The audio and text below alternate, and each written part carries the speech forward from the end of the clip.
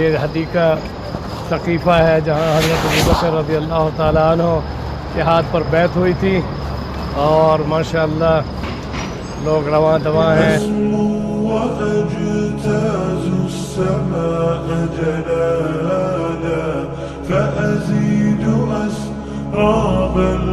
हदीका है हदीका सकीफ़ा जहाँ हज़रत उमर रज़ी अल्लाह ताला अन्हु ने हज़रत अबू बकर सिद्दीक़ रज़ी अल्लाह ताला अन्हु के दस्ते हक़ परस्त पर खलीफतुर रसूल होने की हैसियत से सबसे पहले बैत होने का शर्त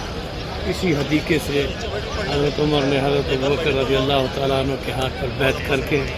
खिलाफत राशिदा का आगाज़ किया। यहाँ से रियासत मदीना में खिलाफत राशिदा का आगाज़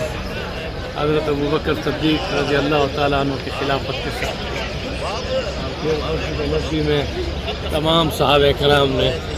हज़रत अबू बकर रज़ी अल्लाह ताला अन्हु के दस्ते हक़ परस्त पर खिलाफत की बैत करके रियासत मदीने को मजबूत करते हुए पूरी दुनिया में इस्लाम के अलम और झंडे को बुलंद किया। ये हदीका सकीफ़ा आज भी उसी जगह उसी तरह उसी बाग के साथ मौजूद है।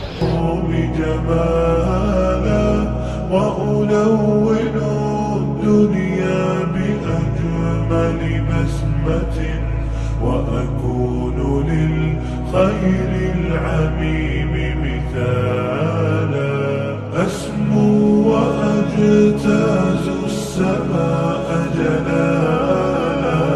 فأزيد أسراب الغيوم جمالا